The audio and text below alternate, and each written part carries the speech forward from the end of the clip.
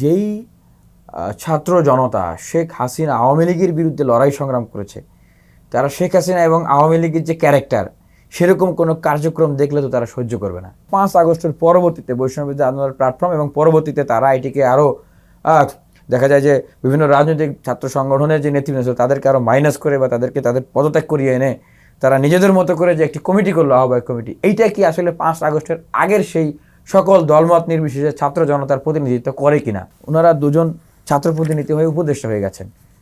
এটাই তো প্রথম কনফ্লিক্ট অফ ইন্টারেস্ট। এক্ষেত্রে কি আসলে সব ছাত্র নেতারা বা সব ছাত্র সংগঠন বা বৈষম্য বিরোধী আন্দোলনেরই সব সমন্বয়ক সহসমন্বয়ক একমত কিনা? সরকারের বিভিন্ন বেনিফিশিয়ারি পলিসি যেগুলো থাকে, বিভিন্ন স্টেক পলিসি যেগুলো থাকে, যেরকম সংস্কার কমিশন বা সরকারের সেখানে অন্তর্ভুক্ত দেশের অনেক রিসোর্স বন্টন বা অনেক দায় দায়িত্ব থাকে, সেগুলোর ক্ষেত্রেও সবাইকে একসাথে নিয়ে সেগুলোকে করতে হবে এক জায়গা থেকে। নাগরিক কমিটির তারা ছাত্রদের সাথেও থাকতেছে, আবার দেখা যায় রাজনৈতিক দলগুলোর সাথেও থাকতেছে, এবং ইতিমধ্যে নাগরিক কমিটির পক্ষ থেকে আমরা যে বক্তব্য দেখেছি যে সামনে রাজনৈতিক দল আসতেছে 2-1 মাস পরে, এবং বিবিসি সহ বিভিন্ন মিডিয়াতেও আসছে যে কিংস পার্টি হইতে যাচ্ছে।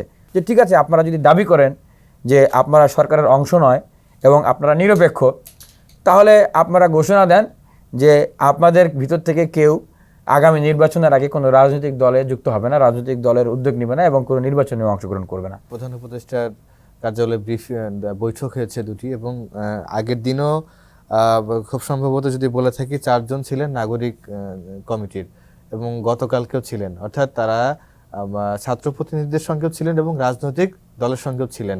এই বিষয় নিয়ে আপনাদের দলের নেতাকর্মীরা ফেসবুক স্ট্যাটাসও দিচ্ছেন। এই বিষয়টাকে আপনারা জানতেন কিনা, বা কি বিষয়, ঘটনাটা কি আসলে? এটা শুধু আমাদের দলের নেতা কর্মীরা এরকম না, এটা আমরা দেখছি যে ম্যাসিভ বলের একটা ক্রিটিসিজম, খুবই যারা আগ্রহী জানতে চায় তারা একটা হার্ড একটা ক্রিটিসিজম, যে কারণ যেই ছাত্র জনতা শেখ হাসিনা আওয়ামী লীগের বিরুদ্ধে লড়াই সংগ্রাম করেছে, তারা শেখ হাসিনা এবং আওয়ামী লীগের যে ক্যারেক্টার সেরকম কোনো কার্যক্রম দেখলে তো তারা সহ্য করবে না। এটা খুবই কিন্তু স্বাভাবিক। যেমন একটা তো অন্তর্ভুক্তিমূলক সরকার এবং একটা অন্তর্ভুক্তিমূলক একটা কাঠামো হওয়ার কথা ছিল, যারা সবাই মিলেমিশে আমরা কাজটা করব। তাহলে এইখানে অন্তর্ভুক্তির জায়গাটা কি? হ্যাঁ, জাতীয় ঐক্যর জন্য সবার আগে ছাত্রদের সাথে বসতে হবে, এটা সত্য কথা, বা এটা বাস্তব এবং কার্যকর হওয়ার জন্য। তাহলে এই যে কেবলমাত্র বৈষম্য বিরোধী আন্দোলনের এই যে বর্তমান প্ল্যাটফর্মটি করা হয়েছে, আবার সেটির কতিপয় নেতাদের সাথে বসলেন। এখন প্রশ্ন হচ্ছে যে 5 আগস্টের আগ পর্যন্ত বৈষম্য বিরোধী আন্দোলনের প্ল্যাটফর্ম এবং 5 আগস্টের পরবর্তীতে বৈষম্য বিরোধী আন্দোলনের প্ল্যাটফর্ম এবং পরবর্তীতে তারা এটিকে আরও দেখা যায় যে বিভিন্ন রাজনৈতিক ছাত্র সংগঠনের যে নেতৃবৃন্দ ছিল তাদেরকে আরও মাইনাস করে বা তাদেরকে তাদের পদত্যাগ করিয়ে এনে তারা নিজেদের মতো করে যে একটি কমিটি করলো, আহ্বায়ক কমিটি, এইটা কি আসলে 5 আগস্টের আগের সেই সকল দলমত নির্বিশেষে ছাত্র জনতার প্রতিনিধিত্ব করে কিনা? Absolutely not.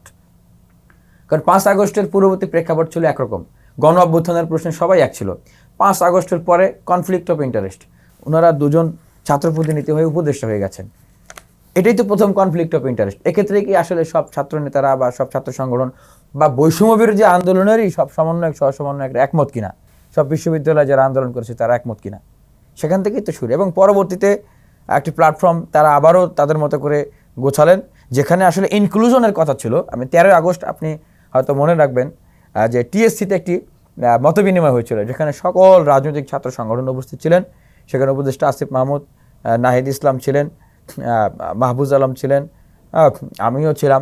আমি সেখানে বলেছিলাম যে এই মুহূর্তে বাংলাদেশের সবচেয়ে জরুরি যেটি প্রয়োজন সেটি হচ্ছে ছাত্রদের ভিতরে ঐক্যবদ্ধতা এবং ঐক্যবদ্ধ একটা প্ল্যাটফর্ম। যারা আমরা ফ্যাসিবাদের বিরুদ্ধে লড়াই করেছি, আমরা ঐক্যবদ্ধ হয়ে রাষ্ট্র বিনির্মাণ বা রাষ্ট্র সংস্কার, এইটা আমরা কাজ করব সবাই মিলে। তাহলে কি করতে হবে?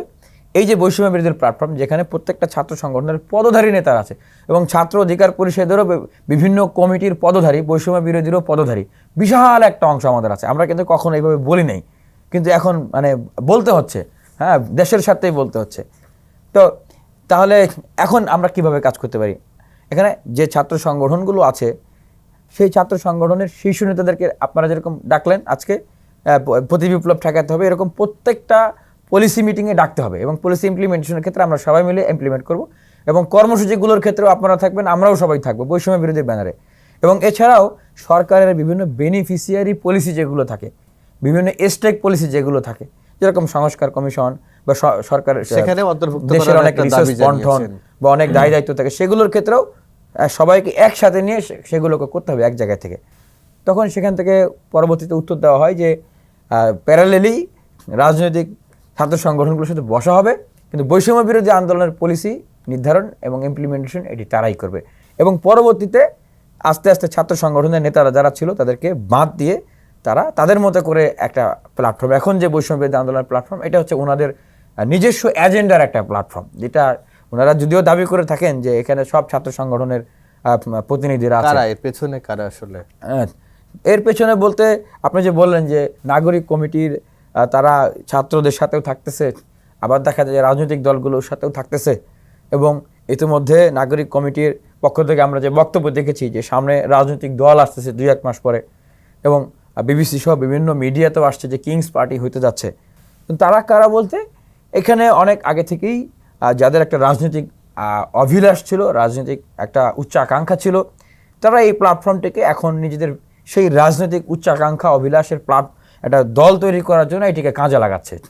এখন আমি যদি আজকে এখানে কোনো ভুল কথা বলে থাকি, আপনারা 2-3 মাস পরে এটা যাচাই বাছাই করবেন। এবং আমি এটাও বলতেছি যে বৈষম্য বিরোধী ছাত্র আন্দোলন বা নাগরিক কমিটির কেউ যদি এটার প্রতিবাদ করতে চান, তারা প্রতিবাদ করতে পারেন, হ্যাঁ, তবে তাদেরকে এটা প্রমাণ করে দেখাতে হবে যে তারা অন্তত আগামী নির্বাচনের আগ পর্যন্ত বা আগামী নির্বাচনে কোনো রাজনৈতিক দল করে অংশগ্রহণ করবেন না। আমি বলেছিলাম বৈষম্য বিরোধী ছাত্র আন্দোলন নেতৃবৃন্দদেরকে এই গতকালকে যে মিটিং হয়েছে তার আগের মিটিংয়ে, যে ঠিক আছে, আপনারা যদি দাবি করেন যে আপনারা সরকারের অংশ নয় এবং আপনারা নিরপেক্ষ, তাহলে আপনারা ঘোষণা দেন যে আপনাদের ভিতর থেকে কেউ আগামী নির্বাচনের আগে কোনো রাজনৈতিক দলে যুক্ত হবে না, রাজনৈতিক দলের উদ্যোগ নেবে না এবং কোনো নির্বাচনে অংশগ্রহণ করবে না। এটা তাদেরকে বলা হয়েছিল, কারণ তাদের কার্যক্রম সকল কিছুই তো একটা রাজনৈতিক দলের। রাজনৈতিক দল কাকে বলে? আমার সমাজবিজ্ঞান বইয়ে পড়েছি না, রাজনৈতিক দল হচ্ছে যারা জনগণের জন্য কাজ করবে এবং ক্ষমতায় যাবে।